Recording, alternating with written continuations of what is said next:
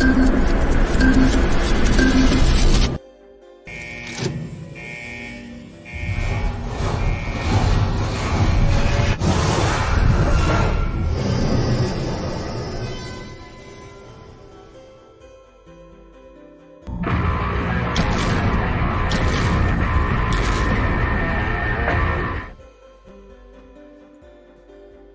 you play Crypto Lunch Break? Hey everybody, it's just in the video with the, it's like a little thing. Whoops.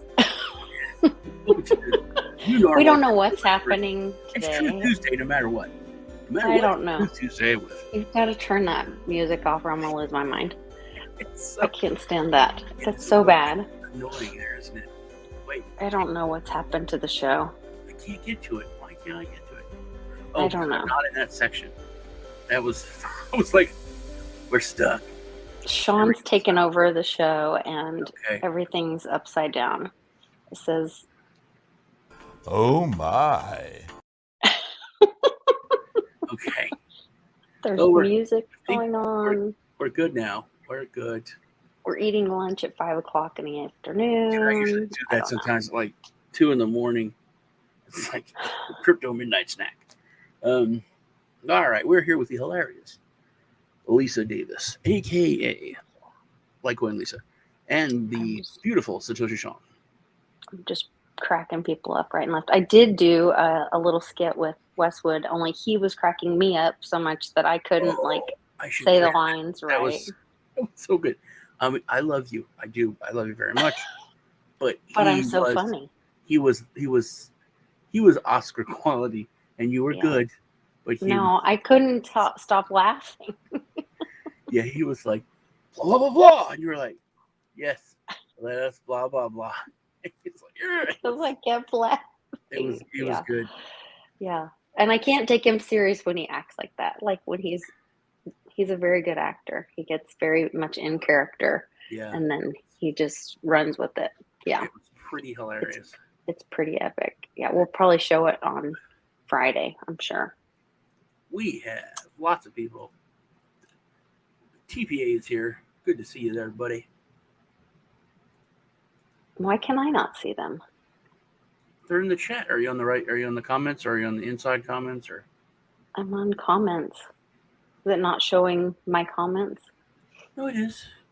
On the side, are you on comments or the private I'm on chat? Comments. It's not showing me everybody's comments. It should be. It only shows me Tom, you, and mine. You don't see Chef Jeff? Nope. Well, there's Chef Jeff. So I can only see it if you put it up on the screen. Well, that's weird. Whatchamacallit's acting weird. Are you looking? You're looking in the StreamYard, right? Yeah, I think I'm in on the wrong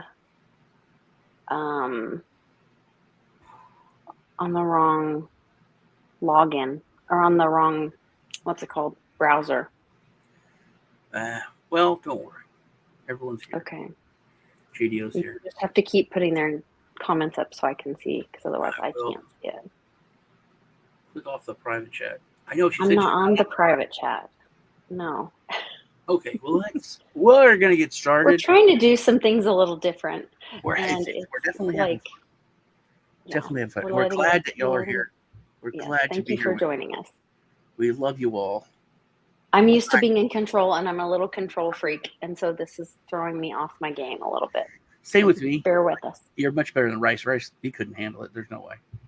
He's so much of a control freak. I love him, but he's much hardcore. I have been looking forward to hanging out with you this week. I really, really have missed you. Thank you. I look forward to it as well. Okay, so are you looking at the chat? No, she's looking at the chat. I can't look at the chat. She's looking at the chat in the StreamYard, which puts both of our chats together. So she should see everything on mine and everything on hers. So StreamYard's, I don't know, but StreamYard's being weird. Maybe if I use, I might bail and come back again in another browser and see if it. You can do that. What if I try that? You can do that. There we go. Okay. I'll be right back. I'll be right here. Elliot. I'll be right here. Yeah, that was weird. It was from the movie E.T., if you remember. Back in the day. We got lots of fist bumping going on. All right. There is Lisa. Now I can see everybody's chat. Okay. That was very weird. Miss technology there. Fixing everything. That's it. Great movie. It was. I haven't seen that in so long. Because I'm not only the funny one, I'm the smart one on this episode. Okay. I'm just here for eye candy. You're just there for the looks, Sean. For all the female. You just let me handle it. Female viewers we have. Let me handle it from here. All right, there, sweet cheeks. So we were talking earlier about, so we sold the car today, my little pride and joy. Yeah, which is a bittersweet thing. It is. It's the right thing to do. I mean, it's bitter because you're selling what you like, what you are happy with, but it's sweet because you're going to get some sweet crypto. Yeah, and cryptos are, blood in the streets, right. The market's in the toilet. But man, that was hard to watch. Yes, I'm the beautiful Satoshi Sean. Thank you, Phil. Funny and smart. Can't tell us apart. She's the blonde. I'm the bald. I do. You shave my head, actually. It's getting long. You're going to shave your head? I shave my head all the time. Like every 3 days. Well, there we go. Yeah. Now we're learning your beauty secrets. There's a hilarious video, and it's you won't get it because you're, female and attractive, but it's like a chunky dude, and he's kind of balding, and then it's like everyone picks on him, and his kids don't respect him, and his life is terrible. His boss is a mean asshole, and he's like, "What can you do?" It's like an infomercial, and it's like, "Shave your head and grow a goatee," and then it's like. Everyone freaks out. It's like, people don't know. Are you from the future? Are you a badass? Are you a psycho? And it's funny commercial. I should find it and play it. But yeah, you're right. I don't get it. Yeah, because if you're a heavier dude or you're going bald, you shave your head and grow a goatee, and that's how you're able to keep your manliness now. It's a secret. Oh.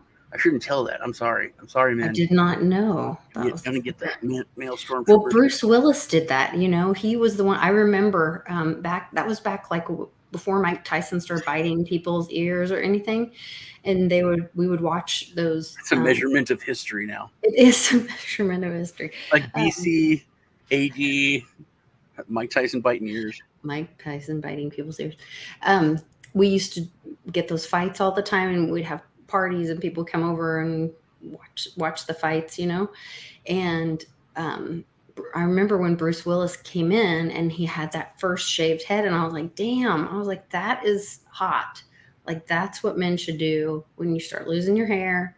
Like that, that looks good. Yeah. He was fit and he was like shaved his head, and I don't know if he had a goatee then. No, he never did. Only in the Mirror Universe. But he had stubble, didn't he? Some people I don't know what that means. Yeah. I know. It's funny. It's a mirror universe. It's in Star Trek, when there's this other universe, but all the evil people that are the same as you, they're just like you said, they have goatees. That's how you know they're evil. So if they come over from that universe and you're like, hey, you have a goatee? Yeah, sure. Everything, and then they start killing people and all. It's hilarious. That sounds hilarious. Okay. It's pretty good. Tears of the Sun. Bruce Willis was hot. I own that and I haven't watched it. I think I've seen that one. It's long. It's like an epic, big, kind of movie. So I haven't watched it because it's a serious one.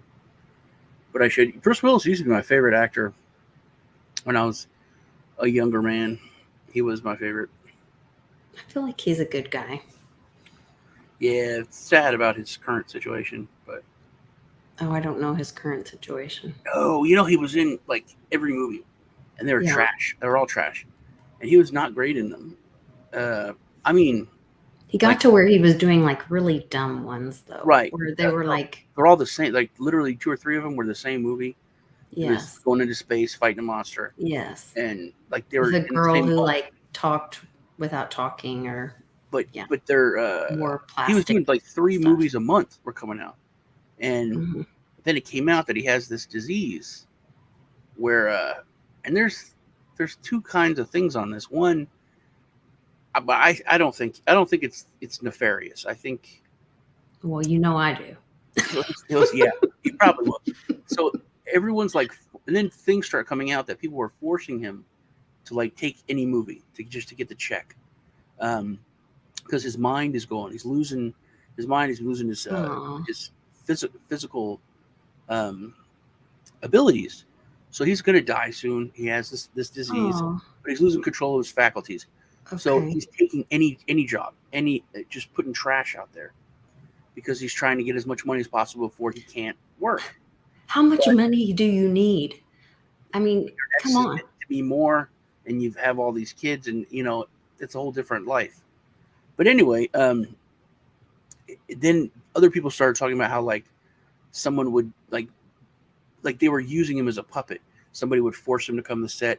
Somebody would bring him, like literally, like Joe, like the vice president. It's kind of like that. Like they would lead him, put him Yeah. here, give him the line, say this, and then they would take him, bring him to his trailer, sit him down, bring him back. So, but then there's people that say no, that's what he wanted.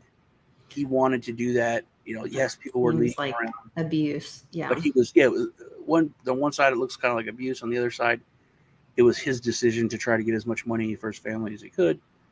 But anyway, it's sad no matter what. But that's why he was taking. And then with Nicolas Cage, he was doing that same reason. He needed money because he was so in debt, and they were like, the government was harassing his parents, and it was terrible. And he finally, he took shit jobs and did every movie to where now he's able to. Everything's paid off, and he's free from his last movie. So Okay, so let's have that conversation. You just said he's free, but true, yeah. so when your stuff owns you versus you owning your stuff or being free, or like my husband and I were just having this conversation this morning because like, we made this decision to get rid of the car and all that, and it was paid for, and so we're able to have some money to put into other things, and we're talking about what that looks like, and what decisions we're going to make together and all That's, that. that's one thing Economic Ninja says that I believe wholeheartedly and always have. Don't buy it if you can't afford it. Right. Save your money up and then pay cash. Right. Pay for something. If you, Yeah. if you I mean, and And everyone that way says, it doesn't own you. yeah, people You can't own afford to buy it. a mattress. I mean, if you have to get a loan or finance a mattress, dude, don't buy that mattress. Yeah, that's Buy yourself something that is not as good and that you can buy off Amazon. Because you get these little payments, they'll eat you up, and then you don't own it. You don't own it. And if there's look at our financial situation now in the world, any kind of problem or hiccup. I literally saw and I'm sorry for interrupting you, but this is what this credit system, this debt system, slave system that we live in is this problem, and they want us to be happy about it. There was a commercial last night. We're sitting there watching the car show that I was just telling you about, the what's it called? Top Gear is the latest car show that we've been watching, and this guy is like in a convenience store, and he's like eating a chocolate bar, and I don't know, then he realizes he doesn't have any money or something, or his credit card doesn't work, and so all of a sudden and something comes up on his phone, and he like can apply for a Apple I think it's an Apple credit card right there on his phone or something ridiculous. And he applies for a credit card to buy a chocolate bar Yeah. and gets approved. And they show this as a big win for him. And he scans that and walks out of that convenience store with his credit that he's going to pay interest on a chocolate bar. Yeah. And that's supposed to be a big win in society. And I'm just like, that has to be the biggest dumbing down I of the was thinking human about this race. too, and it is mind blowing because I was thinking about this about how people trade their time and Mhm. their know how, whatever, for for value, and they store up this value for things that they need. I have a friend who is on vacation. She is in Mexico having a great time, but I mean, she had to work her butt off, and now she's just bleeding money. Like, I have DeFi. Mhm. It's not doing great, but when I sleep, I'm still making money. Right Right. now, I'm making money. Most people, they only make money as long as they're working. Right. They have to Great. be putting forth effort to get something. And this is why I want to do those classes and I want Yeah, to teach people. And that's what I want to do with Mighty Siren is teach women how to find freedom through right, personal right now, responsibility and all that. right now, But Sean, she's just bleeding money.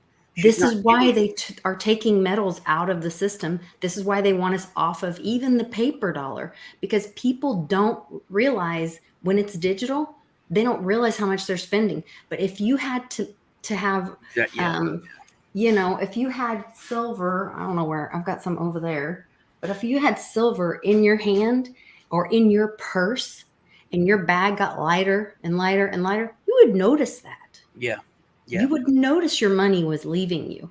But If you had me and those little you, papers in your purse, we have a different mindset because to me, if I went on vacation and I knew that I had worked my butt off and then stored up all this value, and right now it's just bleeding.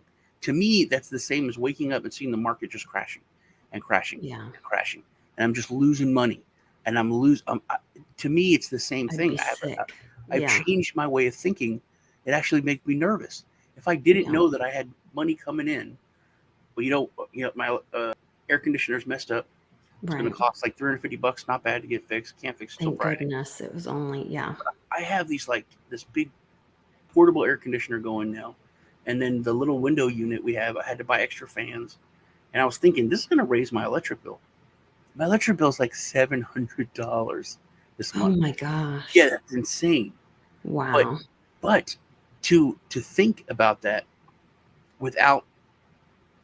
without having like DeFi coming in and and just money coming in from different streams, I would go insane. Like when I was working, I would have to be, oh, I got to work extra shifts now. So yeah, I would have to trade sleep. I would have to trade time for myself just to be able to have that electricity. Where now it's not that big of a deal. Um, mm, just it's so important to have these other avenues. But my point is, we're talking about slavery. yeah, I tell this all the time, but my nephew was talking about how we're not slaves. It's not like that. And I said, dude, you work. You go to someone and they say, hey, I need a job done, and you say, I will do this job, and they say, well, I will pay you this much money to do the job, and you say, well, I want this much money, and they say, okay, we'll meet you. I'll give you this much, and they're like, okay, that's fair. I will do that. Then you do the job. They give you the money, but before they can hand it to you, some guy comes in a black suit, takes the money, takes away a bunch of it, and then says, here, you can have this. I said, that's how taxes in the government work. And hmm, he's like, yeah, but what's going to happen is taxes. It's the way it is. And I said, well, what if that person took 50% instead of 30? right, He's like, oh, bullshit. Fuck that. I would. I said, what would you do? Seriously. Now you be honest with me. yeah. Would you go fight, the government, or would you just complain and then work like a couple extra hours? Because what happens is the more you start, I know when, like when Charlie went to like one year, he earned like a lot more, and then they just took a lot more. It like put it in a different Well, that's the thing. percentage. They just do whatever they And want. I was like, How do holy you have shit. control? How do you have control over And you your don't get to business? say. How do Yeah. you have control over your exactly? How do you have control Yeah. over your business if you can't pay someone what you want? How do you have You control over don't. your value over your work if you don't get what you want? Yeah.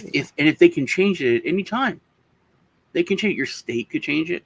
We don't have a state tax here in Texas, but if they just said, hey, we're going to take 5% of that before you get your money, and they do all this before they let you have your money.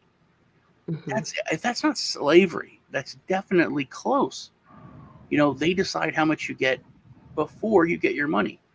Right. It's And then they spend that on whatever they want. whatever they You're want. you're supposed to be in charge of that. It's I mean, literally this backwards. money that's going to Afghanistan, and then we're asking for a review or audit of it, and they're refusing to do any kind of audit or let us know what it's being spent on.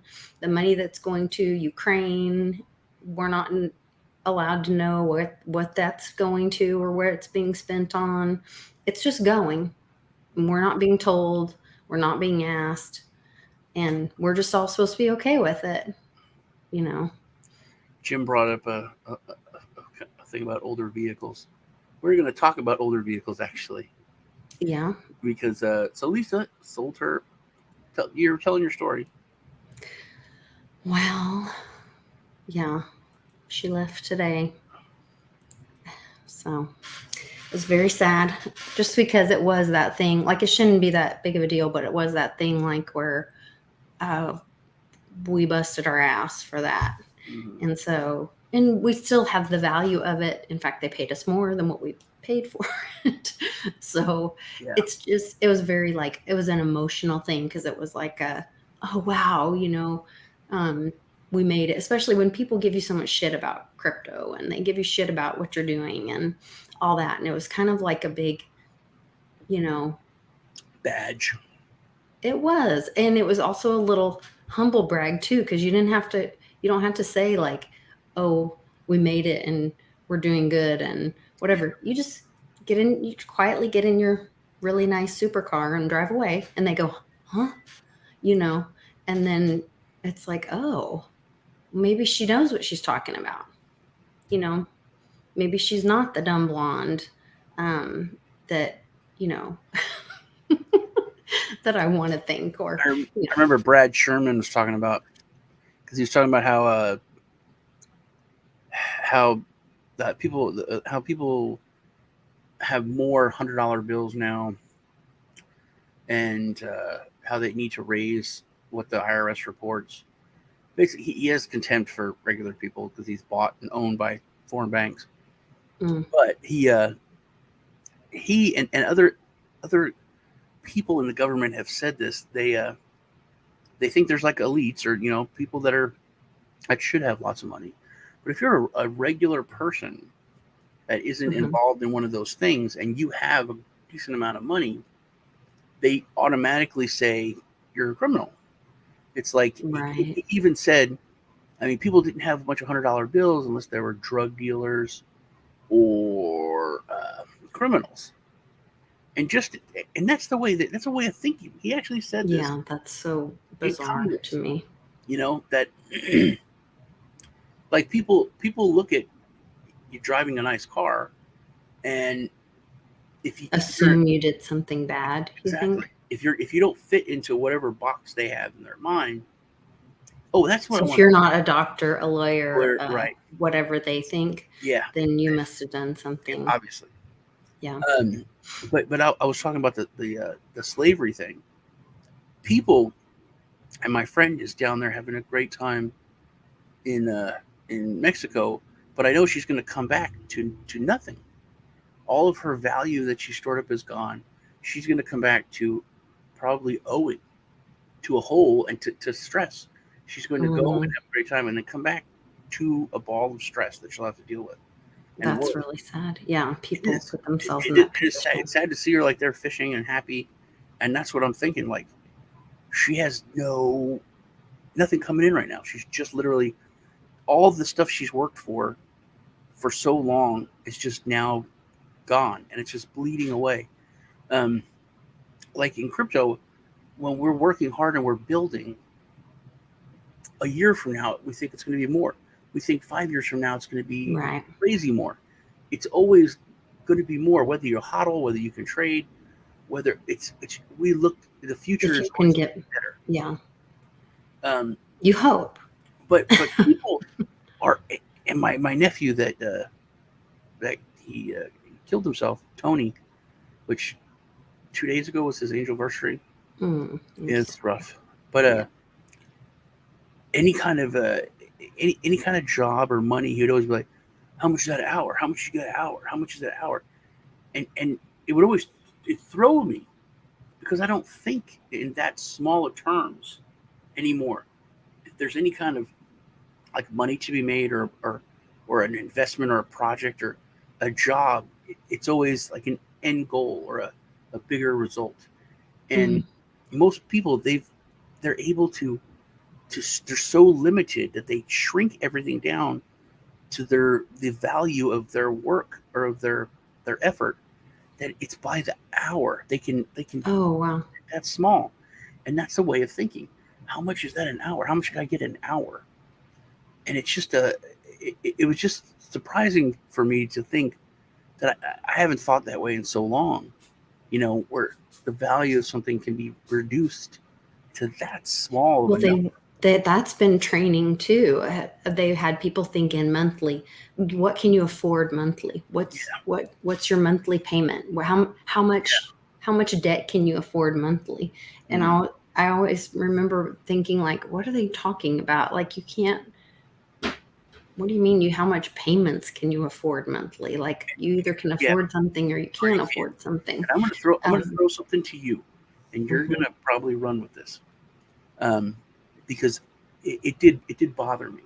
So I have AT&T. I've had them for probably 15 years for our cell phones. Like, always had them. And my bill is due at the end of the month. And before, I mean, I had this when I was working a hourly job, a regular job, Mhm. and then it was due like on the 25th, 27th, and then I had 10 days usually before they would do anything. So I would pay it at the first of the month, second of the month, at the beginning of the month, or the last day of the month, whenever I had, got paid, forever. And if I was slow, the phones could get shut off on the 5th or the Oh. 7th, because it was like 10 Mhm. days. So was it yesterday or the day before? Ted comes in and he's like, "Dad, I think the phones are off." And true, I've been complaining about having money because everything's down so bad. And I'm like, Right. "Guys, No, I don't it's have much money to terrible to when you're really all into crypto and everything's down. The last thing you want to do is sell your crypto to be Yeah, paying bills or doing whatever. And that's where, but like, AT&T turned our phones off, oh wow. and now there's a $50 late fee for Mm, the phone. It's like 40 something dollars, which that sucks, and that's not a small amount of money for mhm. nothing. It's for absolutely nothing. Is it my fault? Yeah, right. Yes, it's because And that's when they hit you is when you're but down. for 10 Mhm. years, I've had like 10 days before there's anything done. And Right. then all of a sudden it's like, "Oh, it's been 48 hours since it was due. We're cutting you off. You owe us another $50, and you can't pay it out. You got to pay the whole bill." So, but instantly I thought, why are they doing this when the world is in the shape that it's in? And like you just said, kicking people when they're down. Are Mhm. they trying to, like, are they on board? Are they trying to make people even more? Not have Are they contact. Are they trying to? No, are they trying to suck? Oh yeah. Or are they trying to suck as much money as they can from people? Is that what's going to happen? Um, Well, I don't so know. another big banker, I, I got to look at my Twitter feed to see who it was, but just left. And when they start bailing, that makes me nervous. Um, there was a lot of news today. Um, Ghislaine Maxwell was sentenced for over 20 years. And who's the big banker that got, um, see, the generals are challenging West Point's woke ideology. the top Goldman Sachs M&A banker, Michael Carr, C-A-R-R, that name sounds familiar, retiring from the firm. So when they start bailing, typically that's a bad sign.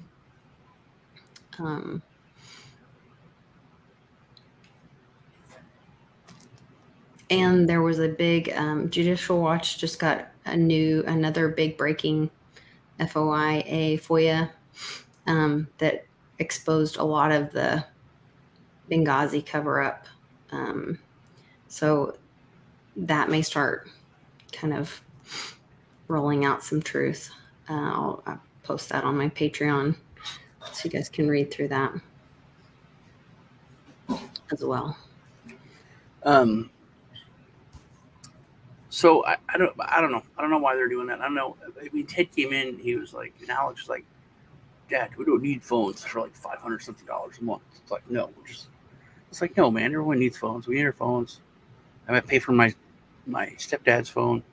So why would they be that expensive? We'll have 4. Because the data use on it.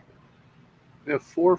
We had 5 phones at like $60 a piece, $70 a piece, and then we got the unlimited data. So it all adds up.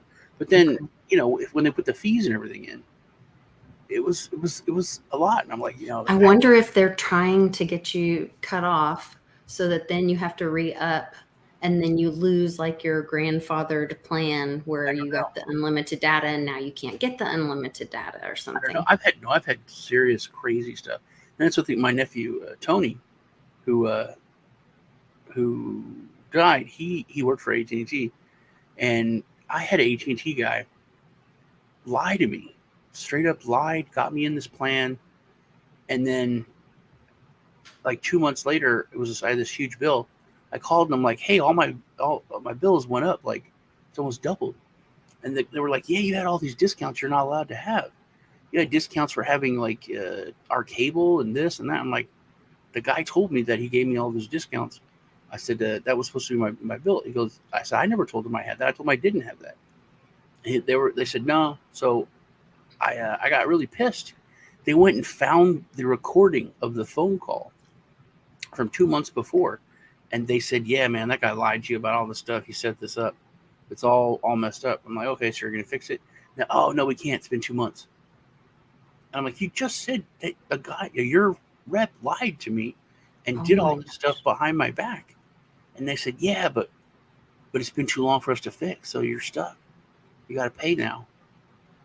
That doesn't make any sense. What? I said, that makes no sense whatsoever. You just admitted to wrongdoing. Yeah. And it's not my fault. No consequence. No consequence for them. Yeah. And they said, oh, sorry.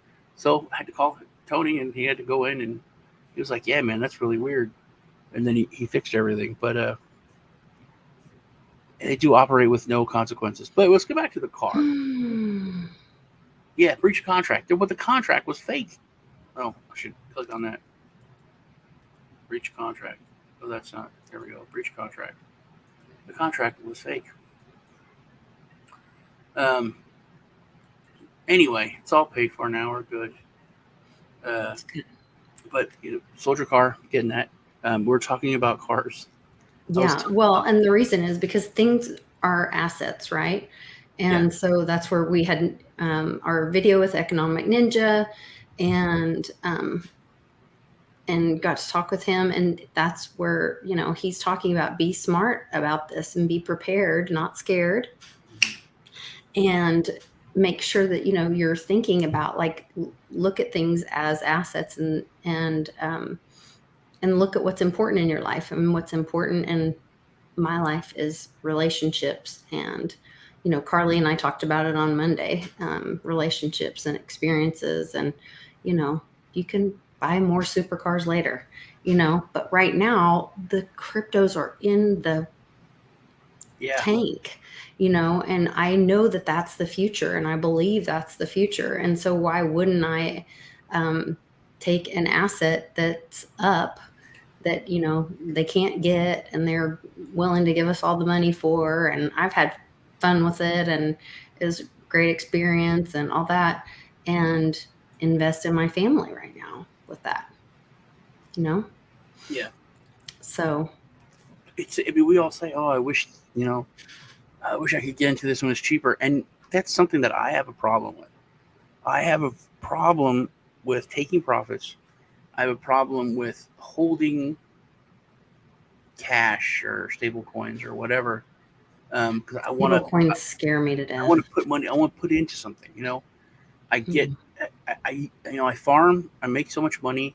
I need a quarter of it, and the rest of it I could put into stable coins for later. But I usually just like reinvest, and it would.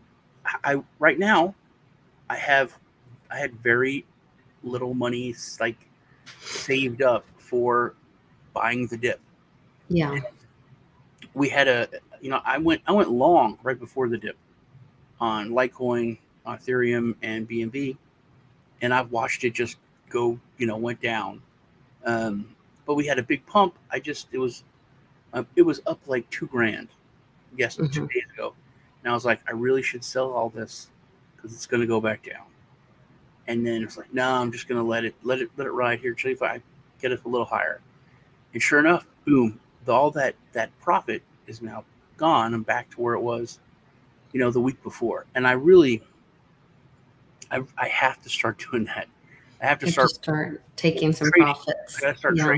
trading the way it should be traded. If you're going to trade, which I'm on a 3x, so I should have taken the profit, pulled it out, and then now when it drops back down, I would be able to buy $2,000 more Mm. than I have right now. I'd have $2,000 more of the assets.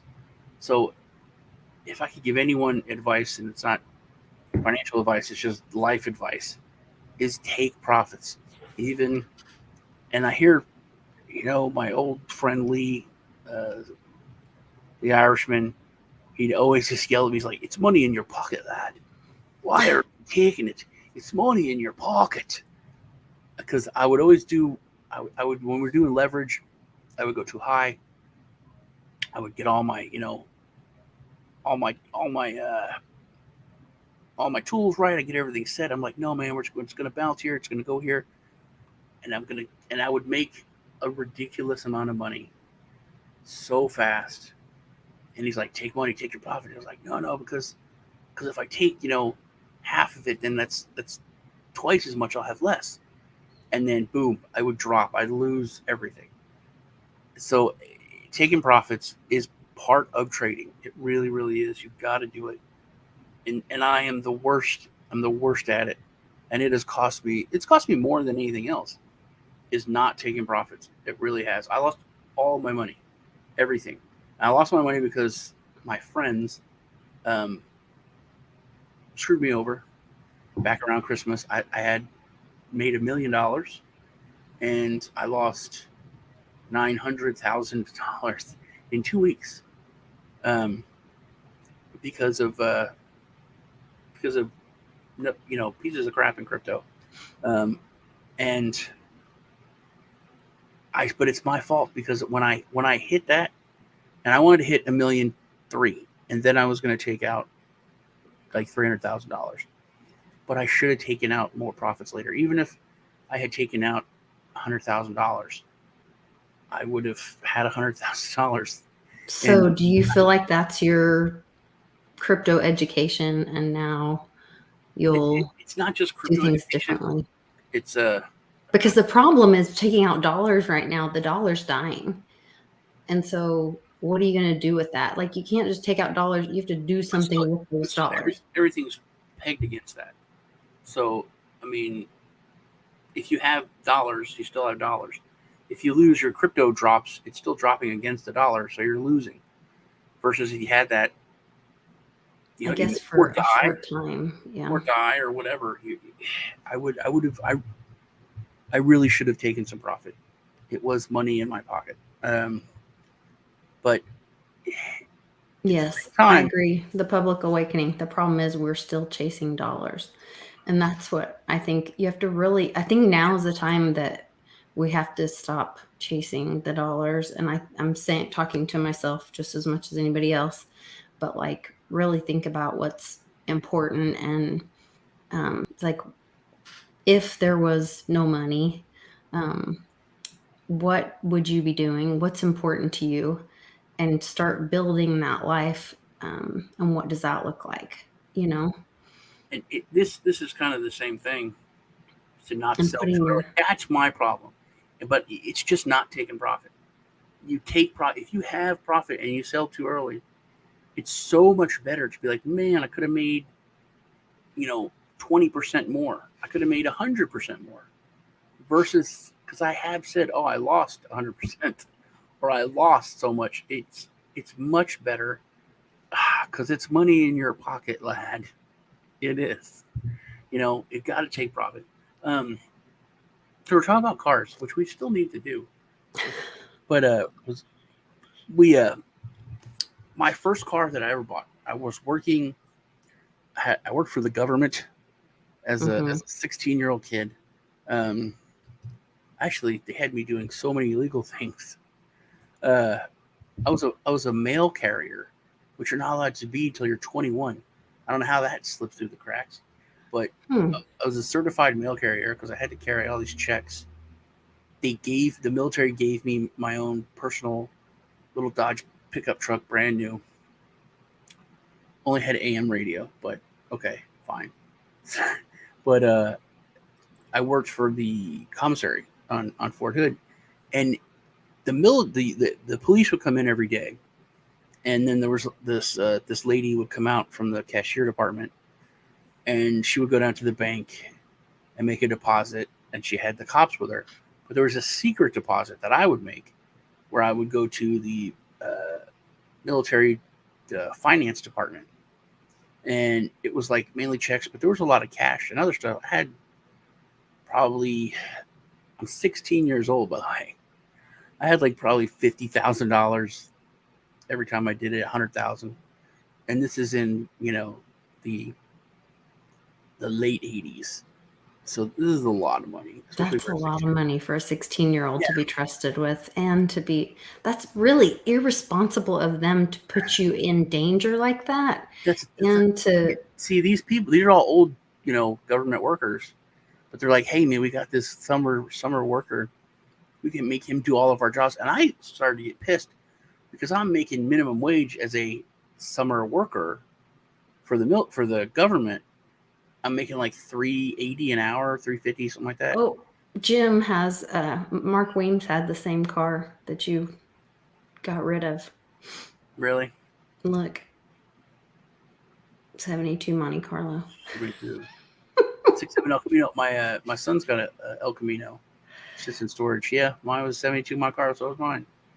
Anyway, so Sean was just saying that he really regrets getting rid of that car. I do regret it very much. But I was like 17, 16, 17. So yeah, I'm working, and like every morning, I was getting pissed because they're making like $12 an hour, $15 an hour, like really good money. And I'm doing the same job that they're doing. They're they're literally just hanging out at their desk now. They're giving me their jobs and their work to do. And I'm doing it for like far less money. And one of the guys is a dick. The other guy was a nice guy. His name was Joe, and he wanted to keep me. I was gonna quit. I was gonna drop out of high school because he was like, "Hey man, when you're done, we can get you. You can start working here for real. As this is your like your MOS. This is what the job description.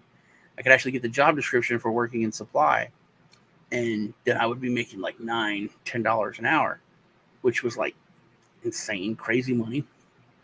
It was like $30 an hour, $40 an hour now. As a 16-year-old, it was like, wow. But anyway, so I get up, go up early. I go to the yard where you go and get your Jeeps, tanks, whatever. I would sign out my truck. So they give me the key. Please give me the keys. I go into the yard, get it, and then I was like, running errands, doing stuff for the supply. I would drive them places. I would drive other people places. And then I make these huge deposits, and it just hit me. It's like I'm sitting here right by Mexico. I'm only 16. I wouldn't get in that much trouble. I could just drive. I I have wouldn't get in that much trouble. $100,000, and they tell me like it's really big deposit. $100,000 in a truck, Yeah, and I'm 16. and like they wouldn't even check for hours. I would be, and they wouldn't think, oh, he's gone to Mexico. But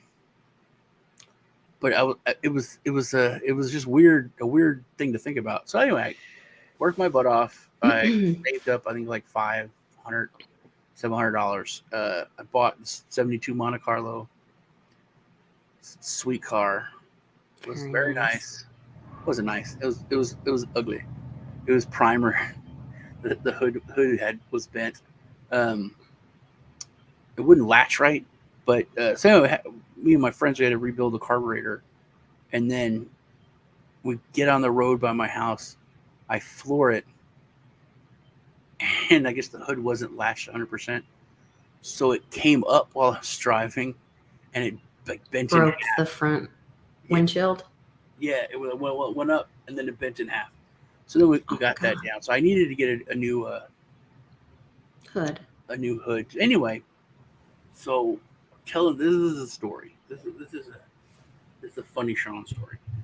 So wait, I thought I was the funny one. You are. I'm competing. Okay, great. I'm good. I'm good at the stories, I guess. So anyway, we 84 Camaro Z28. That's nice. Sandstorm. That's a sweet ride. Mm-hmm.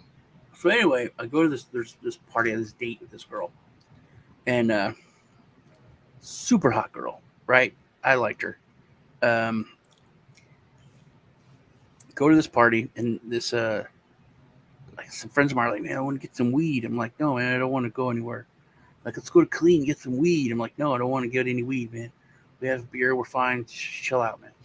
So I don't want to leave. I'm with this girl. So they're like, you're on a date. Hey, Jerry has a license. Why don't you let him use your car? We'll just go there and get it. And I was like, fine. Bad idea. Here you go. So I'm hanging out, and then it's like 30 minutes, 45. Like, where are they at? There's no cell phones. That's like a Dick Tracy sci-fi thing. It's like Captain Kirk had a cell phone. It's not even like out there yet. And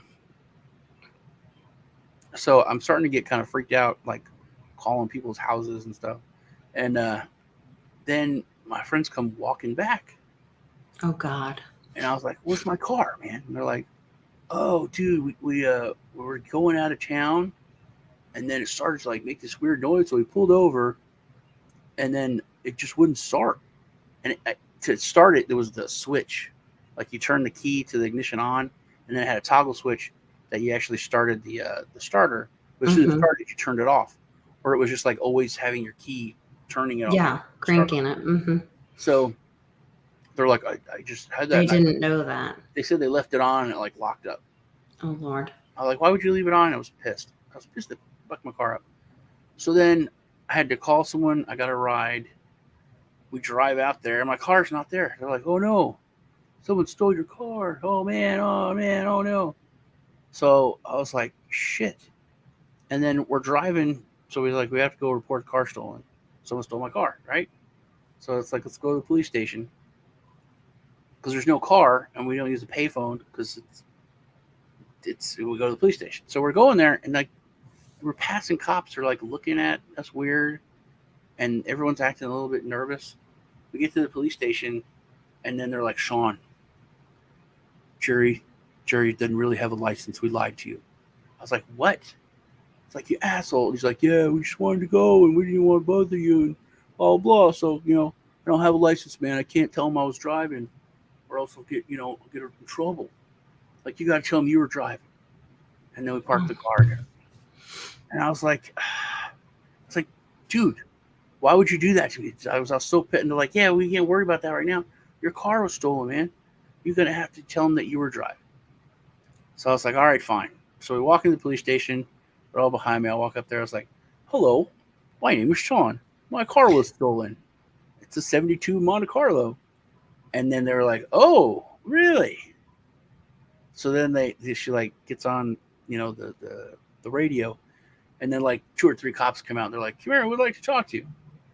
And then I was like, "Okay," and it was getting weird real fast. Mm-hmm. And then they brought the other guys in. They put everyone in like the chief's office, and then the guy Together or separated, you guys? all them guys, and then he asked me, so what happened? I was like, oh, it's the same thing. I was driving, and then there was a weird noise. I pulled over, and then the car wouldn't start. So we left it there, and we walked back to my friend's house, where I was going to use the phone, even though that was miles and miles away. When there's payphones over, whatever.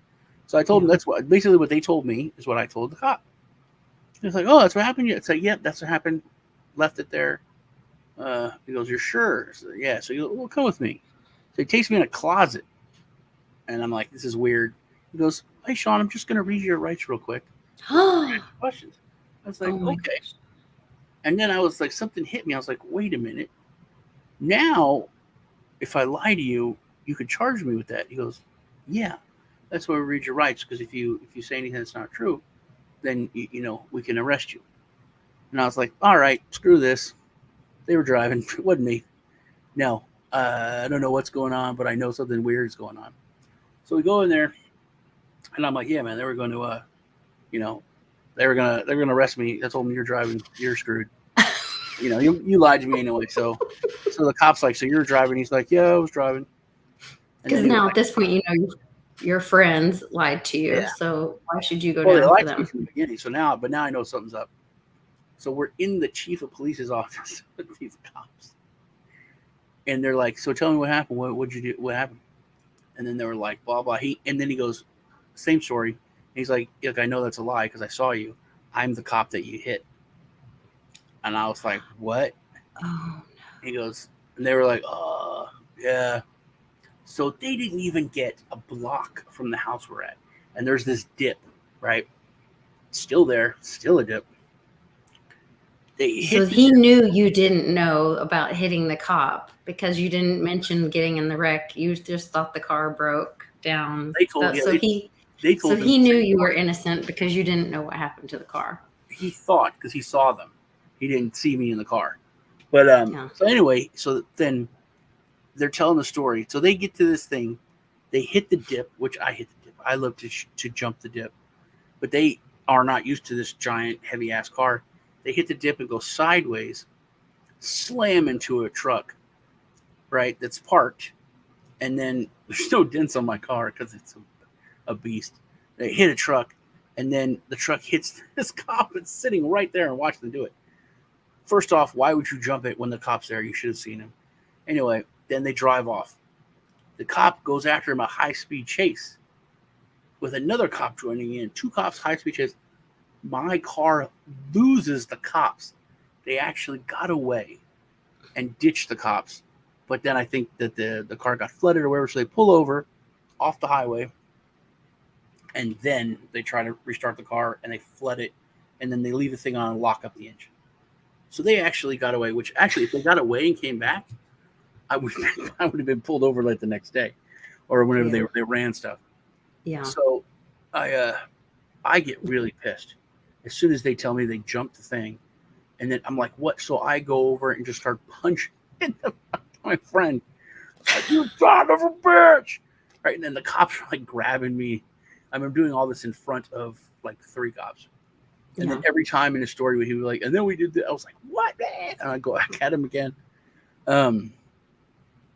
So then you're beating up your friend in the chief of police office. Yeah, and then they're like, "Calm down," and I was like, I was not calm. And they set you up to take the fall for all of it. Yeah, and then they lied to me to set me up to get in trouble for it. To walk into the police station and I take the walked in, fall I'm for like, all "Hello," of it. I was driving. Yeah. So It's we end not a up telling friend. the story to the cops. Those are accomplices, not friends. Yeah. That's a And difference. then the cop's like, "Okay, so it's my car. My car is broke down." He's like, "All right, tell you what, we're gonna let you go. Don't have to worry about anything. You," which they should have hit me for just letting unlicensed driver drive my car. Should have got a big ass ticket. another funny story happened to me, and I had to do that, like a couple of years ago. But for my nephew, who lied to me, told me he had a license, and then hit the mailbox down the street. But so they let him go. I think he got a ticket for like a unsafe speed or something, like for like if you're spinning your tires, but he was not to pay for the guy's truck. That was a whole different thing. But they just let us go.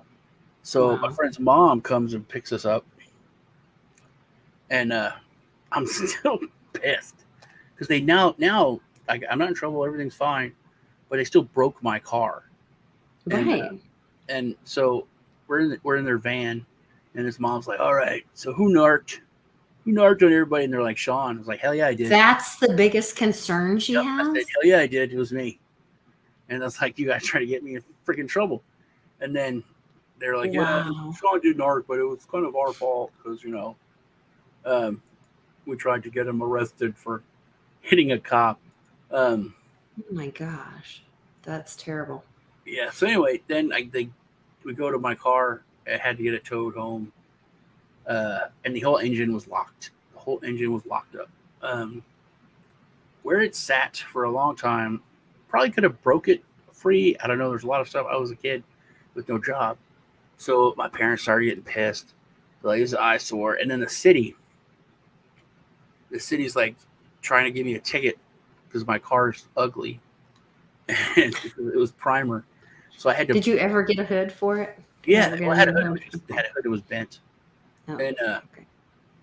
so I had to buy a tarp and then tarp it over, so the city wouldn't give me a ticket for having like an ugly thing. Our city is terrible. They'll give you a ticket for farting. So any kind of way they can get money from you, they will. And my parents were just on my back about it constantly. And I remember my ex-wife, when I met her, she had like a brand new Monte Carlo because she was, her parents spoiled her. You love the Monte Carlos. And I was like, I have a Monte Carlo also. She goes, "Oh, you do?" I was like, "Yeah." And then she saw it. Yeah, and she laughed. She goes, "Oh," it's like, "That's your Monte Carlo." I was like, "Yes, that's my Monte Carlo." He goes, "Ha ha ha ha." But I was like, "It's a muscle car. It's not like your car." That's funny. But my parents were like on me, like, "You get that out of here. I'm gonna have it towed away." And just junked, thrown away. So I got $50 from my '72 Monte Carlo. Oh God! They came and picked it up. They're like, "We'll tow it away." I was like, "Well, how much you give me for it?" Like, "Nothing. We'll tow it for free. You don't have to pay us." I'm like, "Screw you, man. It's a car. It's a car. There's things that are worth on. I mean, just the beauty rings alone. There's things you can't get anymore." Yeah. So they're like, "Okay, $50. That's it." And now they're worth like $70,000 to $120,000, which my friend tells me about all the time. Yeah. Well, that's what Charlie and I, we love the cars. We love the old cars. We were looking through. We started on American Pickers because I was trying to find this pottery, Francoma pottery, that's popular here in Oklahoma. Well, it's not really popular, but was made here in Oklahoma. It's kind of collector stuff. It's from an artist here in Oklahoma. And I had a few pieces, and my sister had a few pieces, and then we found a piece at his mom's house. We've been helping her, and so I was trying to look up, well, could we find any videos on that? And anyway, then we got into the car stuff, and once we go down that whole rabbit hole, then we're like watching videos about cars and trucks, and trying to find the truck that when my mom and dad got together, my dad had this I think it was a 41. Charlie thinks it's a 43. I can't remember what year my dad said it was, but Ford that, he was gonna fix it up. He and I were gonna fix it up, and so now that's on my list. I have a list of Wind Moon, all the different cars, and I want to get and fix up, and but then I don't want to just like have them sit there. So then Charlie and I were talking like maybe one day we could have like a garage that like employs or is like a school or something, and maybe it helps kids who like are, you know, aging out of foster care or leaving, or kids that are want to learn how to do that kind of stuff. And then maybe that's, you know, people that are coming out of prison. I don't know, somehow helping people get into the workforce, or people that are struggling or whatever. It kind of be like a school place. And then we could have project cars that they could learn on. And then we auction the car off, and somehow that benefits everybody. And that way we could kind of get it out of our system and still have those fix up and car experiences, but it helped people. So like, that's the way I want to be able to like win moon crypto, like still be able to have cool, fun experiences and experience those cool, nice things, but have it like help people too. My You know, that car would go super fast, you know, especially high end. What is it when you're going like top out. top end? That's it. Top end was really high. But I don't know. I forget where I was going. Everyone's talking about cars. Fastest I ever went. Gee, I don't even know. My friend Robert, who I named my son after, he had this. It's the worst piece of crap. Little Datsun pickup truck that we barely fit in together. It was so small, and it had no brakes. I don't mean it had bad brakes. It had no brakes. Well, that seems unsafe. So I can't fathom how unsafe it is right now. And I used to force him to go places in it. He used to have to use the Emergency brake to slow down. Yeah, so he would not just gear down and then use the emergency brake. Yeah, both. He would have to do both to slow down, and we still barely stopped. And he couldn't. And it took a long time to stop. So there's like one highway that runs through the town. And it's a pretty big highway. And I was over at his house. And that was the fastest ever. It went like 115 in that. It was rattling, rust everywhere in that thing. It was falling apart. It was tiny. And we're going from here to Gatesville, the next town over. And there's this giant hill called Hard Bargain, where it's hard for like a regular car to get up this hill. And we're like, dude, we're not gonna be able to get up the hill. He's like, we have to get up to like a super high speed. So he's flooring it, and we're going faster and faster, and we hit like 90, and the whole truck is like shaking apart. I was so scared. Still, it's like one of the most scared I've ever been, because we were going so fast and everything's shaking. It was like being on a motorcycle, this tiny little car that's literally falling apart, or truck. And we hit like 100 something, and then we hit the hill, and we start slowing down, but we made it to the top of the hill. But we're over at his house one night, and I couldn't get a hold of my girlfriend. I'm like, dude, she's over at a friend's house. I know something's going on. I got a weird feeling. He goes, dude, it's fine. I was like, no one's answering the phone, man. That's what they do. And she's like, her parents are calling. We like leave the phone off the hook. Now the phone's off the hook. I was like, dude, I think she's cheating on me. There's someone over there. It's like, no, Sean, no one's cheating on you, man. I'm telling you. He's like, I don't know, man. I'm pretty sure. It's like, take me over there. He's like, I can't go over there. That's across town. We have to cross the highway. Got no brakes. I was like, all right, whatever, man. Thought you were my friend, but you know, whatever. It's cool. You're not willing to risk your life for my. I thought if it was your girlfriend, I was like, yeah, I know you would do it. I was like, yeah. So I was like, fine, let's go. So we get over there, and we're coming to the part where we're gonna have to cross the highway, which we were gonna die. It was either we're gonna die or we're not gonna die. There's no middle ground, because either there's cars coming and we couldn't stop, or there was no cars because it was like it was Frogger. It's like 10 o'clock at night. Yeah. In a Datsun with two teenage boys. Hormonal boys. Did I say it was a Datsun? Yeah. Okay. I was like, how did you guess it was a Datsun? It was tiny. Look it up. Datsun pickup truck. It was like 70 something. Yeah. Yeah. So we go. There's no cars. Luckily, we make it across. And then we get there. I get out. He goes home. She's not cheating on me. Everything's fine. She cheated on me a lot later, but so we go. I was wrong then, but definitely happened later. Go over there, and then I'm like, you just leave me here, man. He goes home, and his dad is really strict, like super strict, right? Like like terrible. He's a sergeant major, Mhm. and I go home the next day.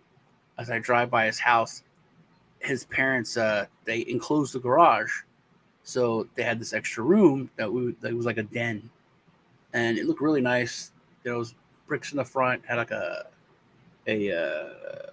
like a built-in flower pot in brick. He crashed into the house because he had Oh no, no. and all the bricks were all broken around it, and like the whole front was pushed in. Oh And I no. was like, oh man. So I called him, and he was like, dude, I'm in so much trouble. I hit the house, and it's all the whole wall broken. And I was like, you know what you got to do? Because my dad's gonna like kick me out of the house and disown me, and after he beats me with a bat. And I'm like, all right, man, here's what you do. You flip it. He's like, I can't flip. I was like, dude, you flip it. You've got to get angry. And he's like, there's no way I can yell at him. I was like, you got to yell at him, dude. You got to tell him, why would you make me drive that unsafe truck?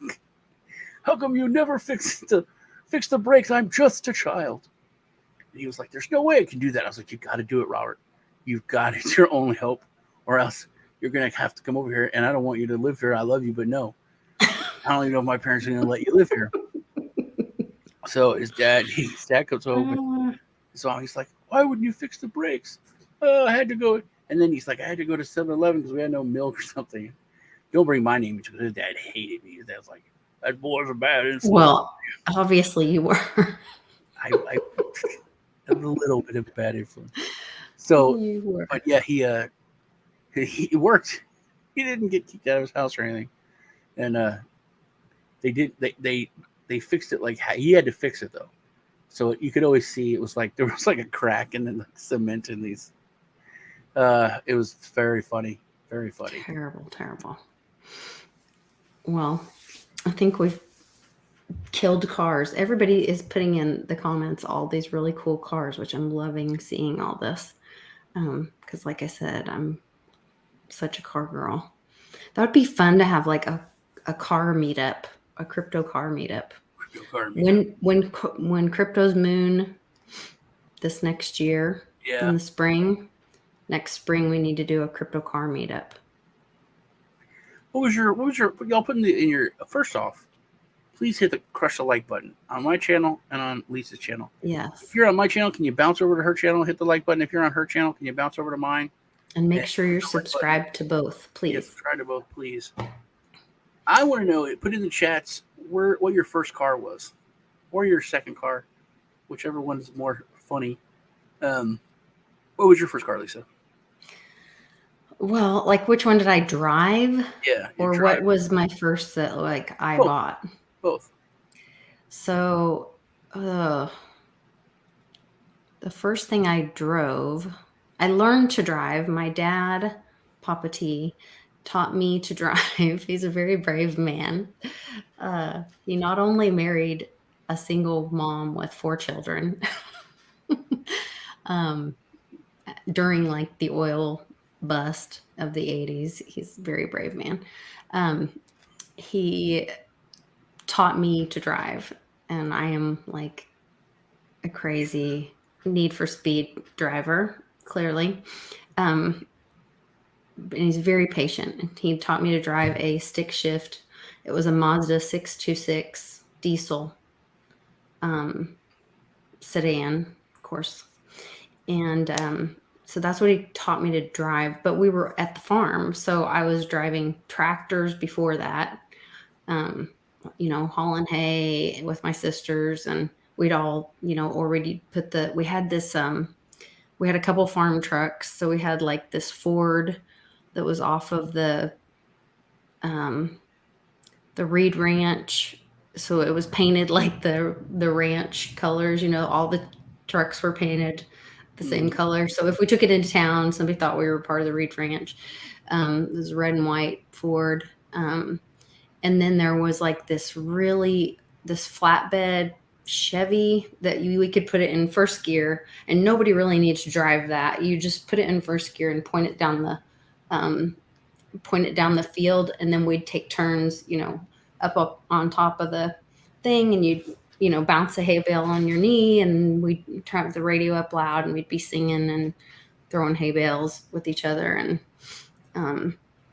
then, but mostly a lot of tractor time. So maybe my first car was a tractor. I don't know. We had a Massey Ferguson, an old Massey Ferguson that I learned to drive on probably first. And then when I graduated high school, I lived out in Arizona and worked and saved up enough money to put a down payment on a car. But I was, young and whatever. So my dad and mom co-signed for me, and then I started making payments on. But they decided I couldn't pick it out because they co-signed for me. So my dad picked out a brown, as in the color of poo-poo, Geo Prism, most horrible looking thing. So it's actually the same thing as a Toyota Corolla, I guess, but it was like some collaboration with like Chevy or something. I don't know. It's really just a turd, but it was, had cheap gas and it was fine. It was just not a beautiful car. So then when I had the opportunity, once I was like working and could get a car that was something cute, I got a little Mazda MX-3 that was bright red, and I liked it.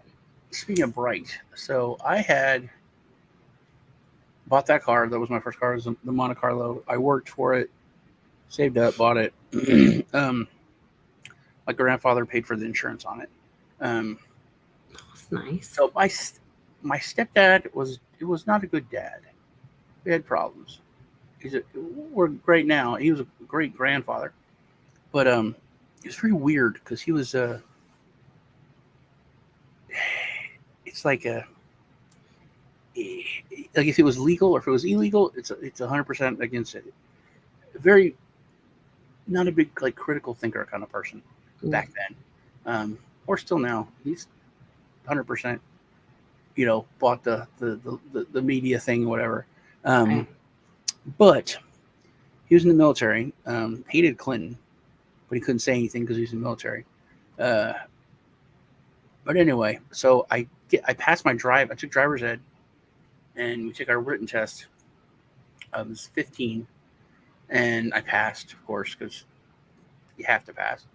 It's ridiculous. I could have not taken driver's ed and still passed. It's like a picture of a stop sign. What does this mean? And then it's multiple choice.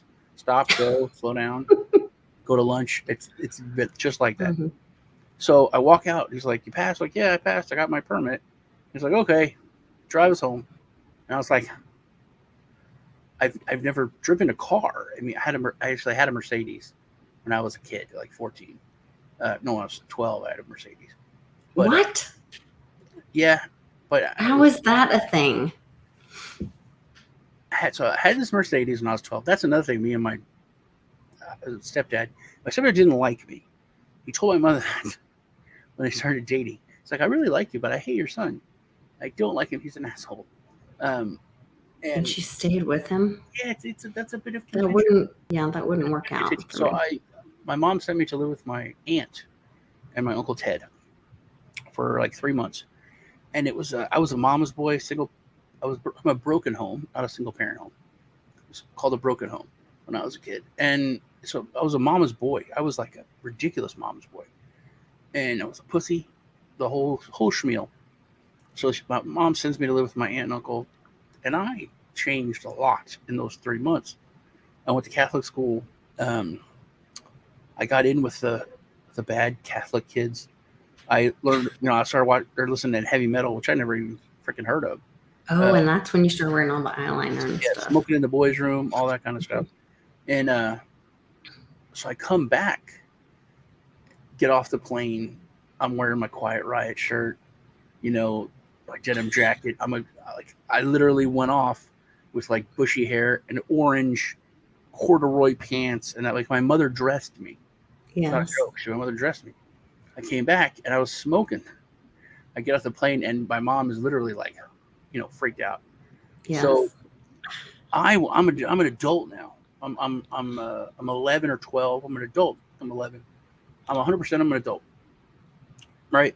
And an adult at 11. No, so you're not. yeah, my mom takes us to go to something to eat, this like little cafe, and then my soon-to-be stepdad's there, and then my mom's like, so if me and Dad have been dating, while you've been gone, and everything's going great, and he wants to be your friend, and he's asked me to marry him, and I want to leave that up to you. If you say it's okay, then we're going to get married. If you don't want us to, then I'm not going to get married, and blah, blah, blah. So I take a puff. Ma, I've learned past few months growing up a lot. You're smoking at 11 with your mother? It was a shock, dude. I can't tell you the difference between the mama's boy I was when I got on the plane and what walked off the plane. And I'm trying to push it really hard because, like, you have to establish. Yeah. Yes, I'm establishing dominance. Yes. And so I'm like, I want you to be happy, Mom. I want you to live your life and do what makes you happy. I'm happy. I'm going to live my life. I'm going to do the things that I'm happy and make me happy, that I enjoy, whatever they are, baby. And you do what makes you happy. Because that's what's important to me. All right? You guys get married. Go and have a nice life. I'm going to live my life and do what I want. It didn't happen that way. But, no. She's like, my kid. Oh, Lord. Well, that's what happened. And then he's like, because he's like a very conventional. That's one thing he didn't like that I spoke. He's like, you are a boy. You're a child. You're not supposed to talk. I'm like, hey, why don't you eat my shorts, man? So, and I was an asshole. I was a little bit of an asshole. Yes, I would try to like prank him and do shit to him, get on his nerves. I was a dick, but I was 11 or 10, 11. So anyway, he's like, you can't smoke. I'm like, yeah, I can. And then, it's like, whose beer is this? It's my beer, man. He's like, you're 11. You can't have beer. Like, we live in Europe. It's legal. I bought it myself. So shut up. We're not even on a base. So they start. So that was part of it, was you were living in Europe and then you found out about what you could do. It's a very different way. Plus, I was always very independent. I was like a latchkey kid, and I had all this freedom and responsibility. But I was like a baby, So I was like, I would clean the house, come home from school, clean the house, get everything ready, cook or whatever. And my mom would come home from working and be like, hey, Mom, how you doing? Yeah. And now I'm like but also I'm huge.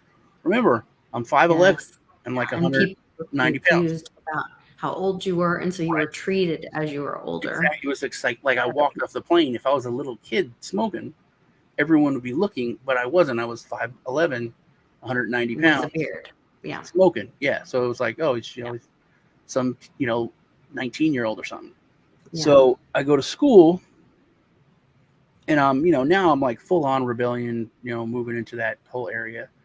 But then and all my friends are still normal kids, so they're like, oh, you're obviously a bad, which I just thought they didn't like me, but there's there were bad kids there. There was a lot of bad kids. They were just afraid of you. Yeah, or they weren't. That was another thing, they weren't. So I would get in a lot of fights because I was like a pussy, a few months before, the year before. I was always big, but I was like a softie. Now I realized I was big and could beat the crap out of you. But that's when I started hanging out with like high school kids, and then like bad high school kids. So then we, went down that whole road. And me and my stepdad did not get along. We would get into like fist fights and I'm 11 or 12 and I could hold my own, but he was like 6'7".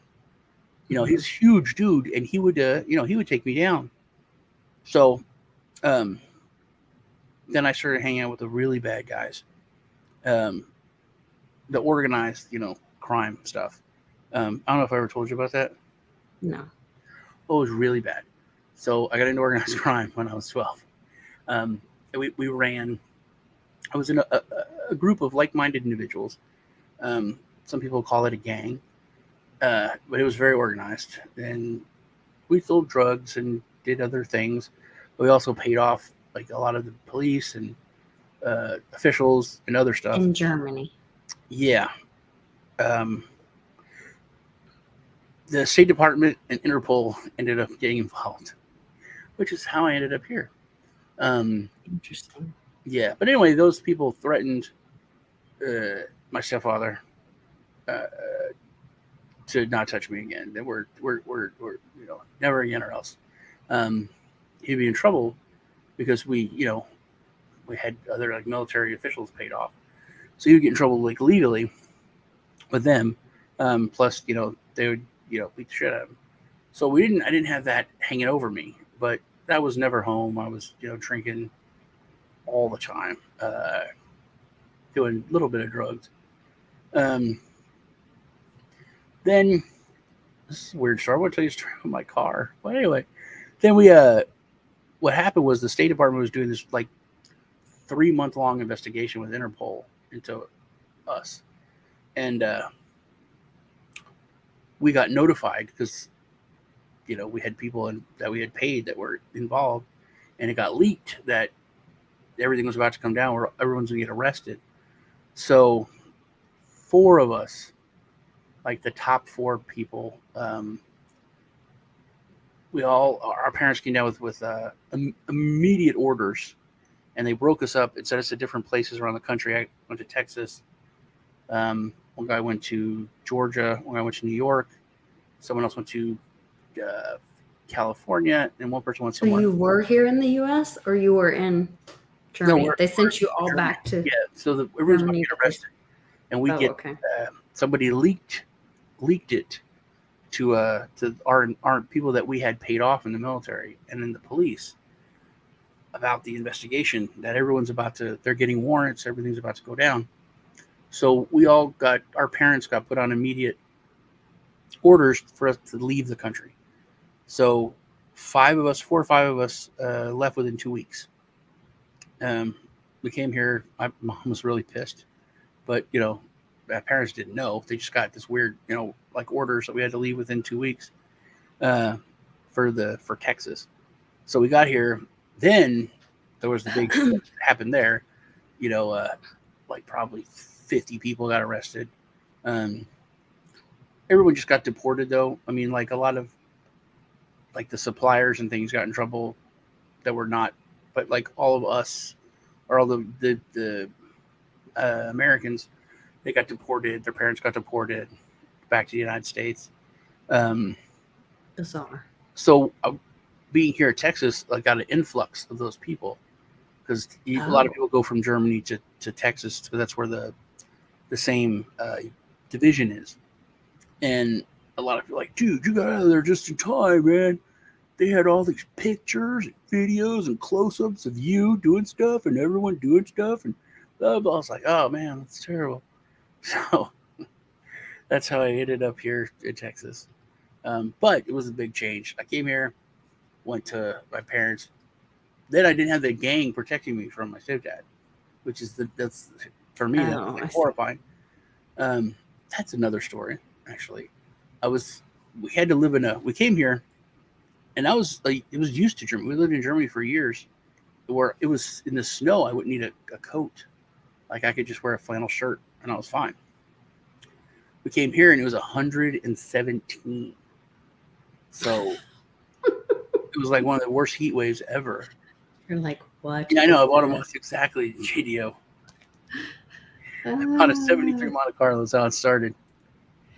So anyway, we come here, and we're in a hotel, right? We came here in like June, and I turned 14. Was it 14? I turned 13 here. So we came here in June. I turned 13, and I'm all alone in this like hotel. There's like one kid, and he's leaving. It's like this for military people that are coming and leaving, or at this hotel. And my parents were looking for a house. They're buying a house, so they're building it. So now we're going to be there for months while it's being built. So I had no one to talk to except for like the maids. So I would talk to I was super good friends with all the maids, old ones, young ones. I was just always like hanging out, and they were the only people there I could talk to. Um, so I'm close with the maids. So my stepdad comes home, and it's hot. Me and my mother don't leave the room. We just like sit in the window because we didn't know the earth could be that hot. You know, we're just like, oh wow, look out there. Ugh. So Because you were from up north up before north, this, yeah, and then we lived and in then you Germany. went to Germany, and now you're in Texas, so you've Yes, not experienced no, the South. Yeah. yeah, and then my stepdad comes back, and he's like pissed about something, and he's like, you need to go feed the dogs, and I'm like, well, I'm gonna, but I'm waiting for the sun goes down because I don't want to turn to ash. So we start arguing, and he picks up this 50-pound bag of dog food, or it was huge, maybe it was like 100 pounds, giant, and he throws it at me. So it hits me, and I slam into the door, bust the door open, and I go out onto we're on the second floor, so I hit the balcony, the guardrail, The and railing. the dog food hits me and busts open. And then so the maids see this, and then I'm like, oh, and I'm 13 now, or I'm not still 12, maybe 13. I am much tougher now. I could take him. Plus, I'd been growing up and had been part of some violence, in those years. So, um, so I'm like, okay, we're gonna fight. And then the MPs come and they grab him, and the maids are like, "Oh, the sweet boy," and he was throwing dog food. It's a mean man, and this is the nicest because I was friends with all the maids. Yeah. Yeah. So they're like, "He's such a sweet boy." And so the MPs are like, "Okay, so we're gonna arrest him for domestic violence and go to jail if you want to press charges." So and he's like in handcuffs, very dramatic, because he's like I told you, he's very like a traditional. Like the thing he gets the maddest about is just that I am who I am, because I should be silent and yes sir, no sir, and I'm like, I am, over the top a little bit. So anyway, he's wrong, but I'm a bit over the top. So I was like, oh, so I have the control to put him in jail. He's like, yeah. I was like, what happened? I was like, he'll be in a lot of trouble. He's gonna lose his rank. This is all stuff that's. Yeah. No, it's huge. My mom is like, Sean, we just come to this fucking godforsaken state. We are being baked alive, and you're gonna make him lose his money. He's like, I know. And I was like, well, when can I have him? Can I have him arrested later? They're like, oh yeah, you can anytime. You just call us, so we'll come arrest him for it. This is the military, dude. It doesn't work the same way. You call us like 2-3 years from now. We'll just arrest him for the same thing. I was like, oh. Is that true? Yeah. Really? Yeah, well, military works a lot different. Back then, if you're gay, you go to prison. So I was like, okay, that's cool. So now, anytime we'd have an argument, it's like, hey, do you want me to have you arrested? Do you? I didn't think so. So you better shut up. Oh my gosh. Now that seems very unhealthy. Instead of the gang, instead of the gang, I now had that. So there's no more fighting, no more, no threats of violence. Yeah, no more threats of violence, no more physicality. And then, but then my parents put me in private school, and that was, I got my ass kicked all the time there. It was a huge wake up call, because I didn't do much in school for years, because they had to pass you in government school. Even if you got all Fs, you went to the next grade. So I got all Fs except for gym, and I probably went through like 2 or 3 grades of all Fs. So I was supposed to be going into high school, and why is that? Because you're very intelligent, just you refuse to do the work. Yeah, I just didn't do any work. So I had to. They were looking at like putting me in the 8th or 7th grade, or 8th grade, and I was like, no. So anyway, my parents sent me to private school, where I made up like 2 years or 3 years in 1 year. But like for passing a note, they beat me with a board. It was like the first time they're like, I remember we're having an international day, and everybody was supposed to bring like different potluck of a different country. And my and I was like the worst, the most evil person at the school, because I listened to heavy metal, and I like wore shirts with a skull on them or whatever, so I was like really bad, like the things that they think were so terrible, which is I needed, because to me, like something that was really terrible was like drugs or hookers, and I got brought back to earth where something for me that was super terrible was listening to Quiet Riot or Def Leppard. Oh, It was okay. it was a big Yeah. I was able to kind of come back to reality, and then so I'm like, we're gonna have Greek food and Italian food, and I raised my hand, I'm like, what's Italian food? Yes. You've And told me this story. yeah, it's Yeah. like, yeah, don't you shut up, Anderson. I'm like, I don't know what Italian food is. I don't know. So they're like, that's it. So You got in I trouble. got my Yeah. first beating for that. And I'm like, what? And they're like, like spaghetti and lasagna. And I'm like, oh, Italian food. And they were like, that's it. Get it in my office. Mhm. And They thought you were like, making look, fun of. you're saying it weird, man. You're wrong. Mhm. I'm half Italian. I know how to pronounce it. And they're like, look, I warned you one more thing, you're gonna get swatted. Mhm. I'm like, yeah, dude, you're not hitting me with a board. Come on. This is the United States, for God's sake. Right. No, not gonna happen. I'm 13, I'm 14 now, no. Or Yeah. I was 13. You're not gonna hit me. You're an adult. You don't do that. And then I was like, said, get up, bend over, grab the desk. I'm like, no. It's like, you're gonna call my mom. I'm gonna sue you. I'm gonna sue you for a lot of money. No way. And he's Mhm. like, no, your mom signed all these forms. I'm gonna hit you 3 times. So I called my mom. My mom's like, I don't really like that. Like, you signed the papers. It's like, well, we'll kick him out. And she was like, no, okay, hit the crap out of him.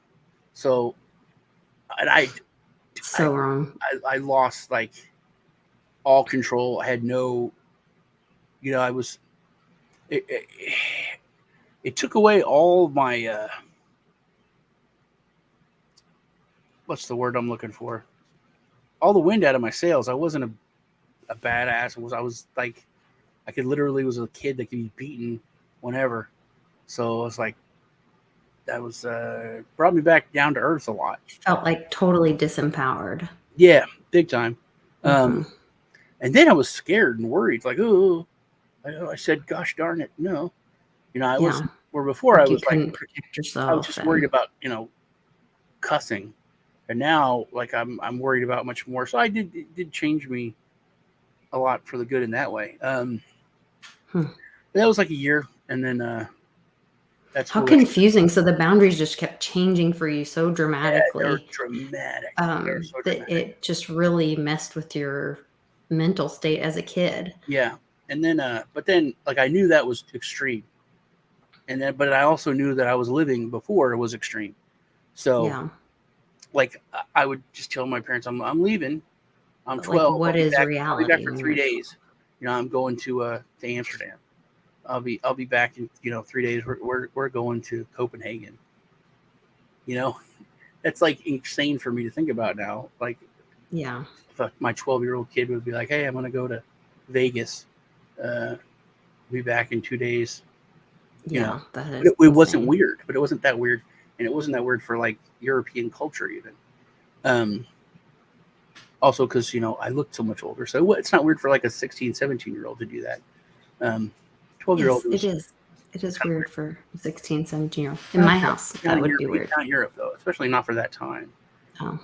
But anyway, so then I went to start going to public school, and it was kind of like that in the middle. I was just a regular rebellious youth.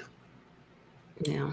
And, don't get me wrong. I spanked my kids when they were little if they needed it. But to me, that's like you're spanking like with your hand, or I used a wooden spoon to swat them so it would make noise. But that was like little kids, you know, because they don't understand the conversation of it. And you're trying to, get a point across of like you're causing pain to stop where they're putting themselves in danger, you know, and to stop a behavior where they're putting themselves or someone else in danger. Like I understand that. But once you can have a conversation with them, then swatting a kid that you can have a conversation with, you lost, because that means you're not intelligent enough to get your point across, to have that conversation.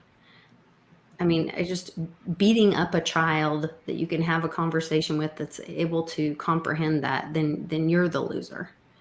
And I just Yeah, don't. I always thought it was because I never, I had 4 boys, but I knew it's like way more inappropriate to spank like a girl, in like the later years. It's like just weird. But that's I don't know. it's a scary time though if you're raising a bunch of kids by yourself to like you can't spank them anymore. It's just up to like their respect, you know. Which is one thing was like I never told Robert, but it always surprised me because he would like sneak out of his room and then go do terrible bad stuff.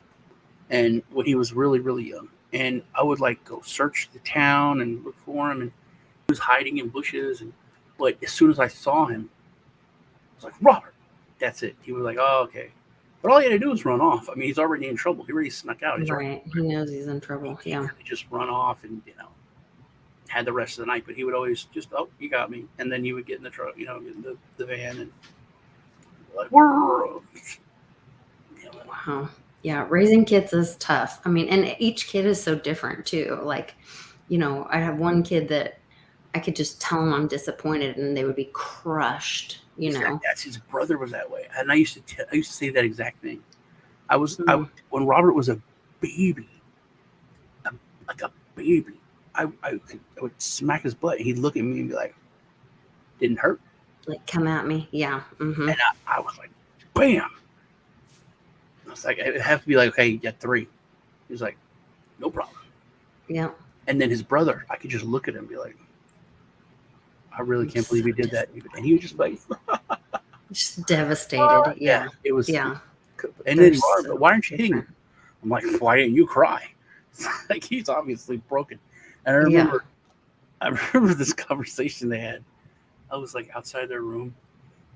And me and Robert I was like yelling at him. He was, you know, and then he went and I could hear him. His brother, his Nick was like, Robert, why do you say that stuff to Dad? He's like, I can't believe it. He's like, what's Dad gonna do? He's not gonna like kick me out or punch me or something. He's like, I don't know. Because he's like, are you scared of Dad? He goes, yes, I'm horrified of him.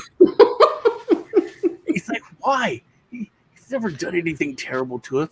He's like, yeah, but he could. And you're doing all this stuff. It's really bad. I don't know. It's like, Dad's not going to do anything to you, man. That's it. You got to realize that, dude. I know he's not going to do anything super bad. I'm going to get grounded or something, but then I'm going to sneak out. And then I open the door like, oh, you're going to sneak out? No. But yeah, very different people, different kids. Yeah. And Daddy was right. They'd rather you hurt them than take away a phone. And that's when I'm saying like cause pain. Like if you're causing pain to stop what would be a bigger pain for them or someone else in the future. So whatever that pain is, like if just beating a teenager, yeah, they'd rather you spank them, or whatever. You're not really thinking about what's, Yeah. Yeah, Like I would. you're not really thinking about what the most I effective got thing it is. later on, easy. I was like, hey man, you failed this test, you did this, whatever it was you did.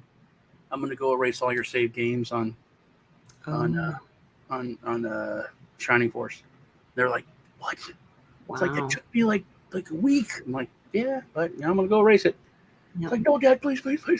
You know the consequences. Yeah. Like, I'm gonna erase all your save games. Yeah. And that was like the worst. I'm gonna take away all your ringtones. It's like no. I was like, yeah. So that it was definitely. Yeah, but you had to do that like by kid. Yeah. Yeah. Each kid, it's different.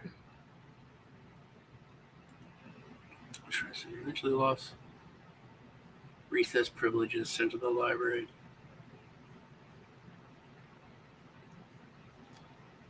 Yeah, there is. It's another thing. You got to give him praise always.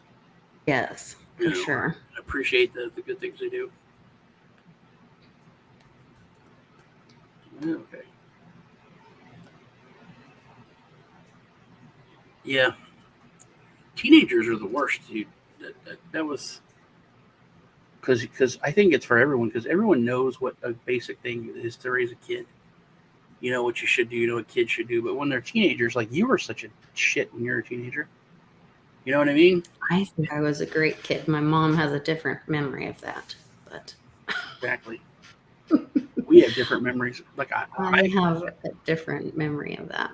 used to hit my mom. Well, you did this terrible thing. Oh, I would never, do She something was like that. What? What are you talking about now? My kids are like, yeah, you did terrible stuff. I was like, no.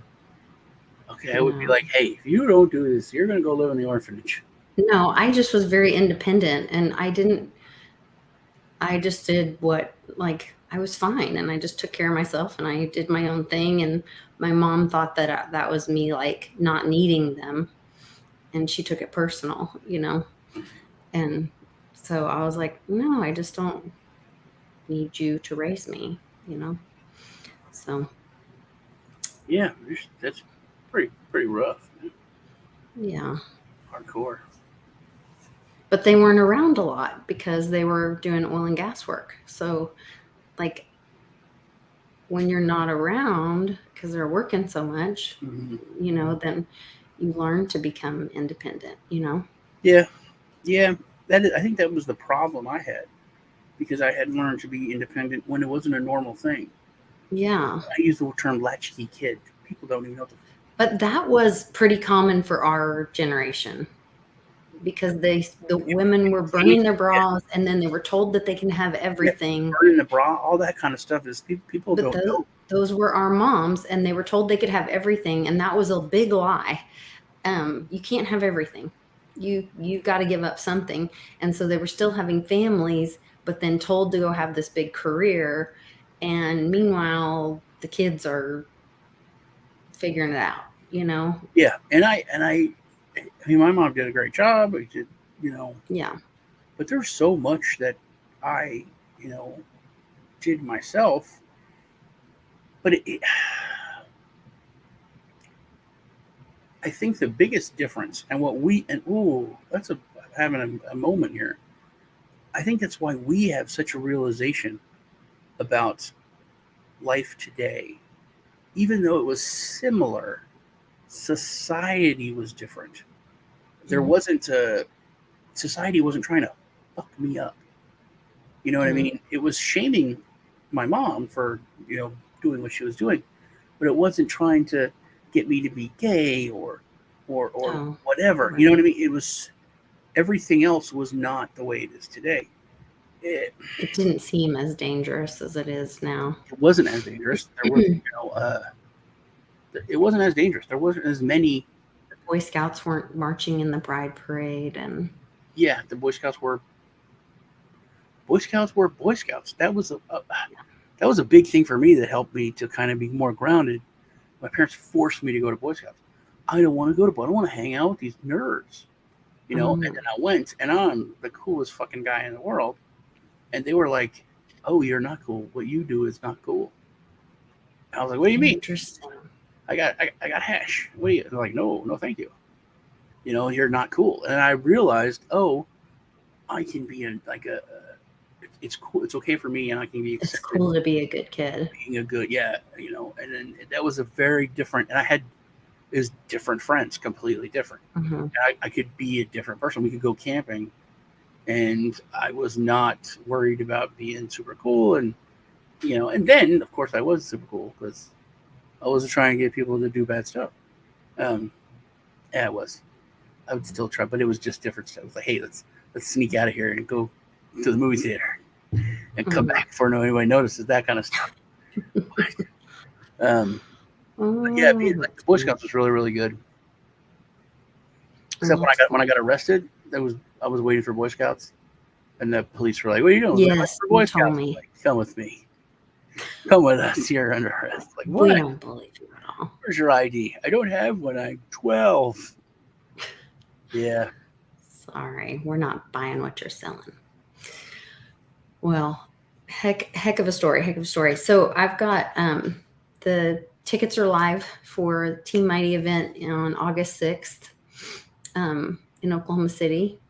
And I've got the link in the description on my channel, and you guys can check that out. We've started selling those, and we've got one VIP after party ticket sold. If you're interested in those, you can go to my channel, litecoinlisa.net, and go to the contact page and send me a message and let me know that you're interested in a VIP after party ticket. That will be just the people that were speaking at the event, and then the VIP ticket holders that are going to. I've got private tables at a place that we're going to go dance and hang out and have a great time. Awesome. So and remember, hit hit the like button, go back and forth. My video, Lisa's, go on to mine after it's a regular live and comment so you're entered to win some crypto that I'm going to give away probably next weekend. So all you got to do is leave a comment and be subscribed, and you're good to go. Very good. Very good. And TPA will be there on August 6th. Yes. And yeah, Public's going to be there. Bixweir, Johnny Litecoin. We've got a lot of people coming in. So it's going to be a really great event. Sean, hopefully you can possibly come up. Hopefully. Consider coming up. Consider. Okay. I'll let you consider. I will not pin you down, but you can consider it. All right. So Well, it was super cool hanging out with everybody. We went really long. And I'm glad everybody in the chat was participating. Appreciate it. Make sure that you go and make a comment. It does help the channels when you guys comment even after the live chat. If you'll go back and comment on both, something fun to do would be go ahead and put your favorite car or that you owned, or let's do the car thing. I hope you were all entertained. It rises up like a storm. Was it Bitcoin? Yes, it was.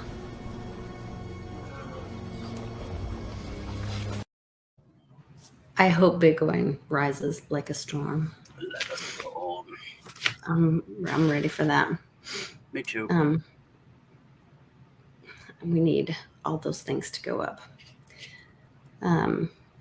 But be careful out there. And like Sean said, when it does, take some profits and look at your life and think about, like, what do you want this thing to look like going forward? And, pay some stuff off and take care of your family and your friends, and or just suck it away for the next dip.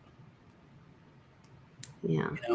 And then because there will be more dips. When the dips come, you can buy them. Yeah. When you're complaining, oh, I wish it was cheaper, man. I remember back when it was. Yeah. When it was, you can buy some. And you'll have some more to buy. Yeah. All right, guys. We'll see you next time on The New Norm. And take care. Sean, take care. Bye-bye.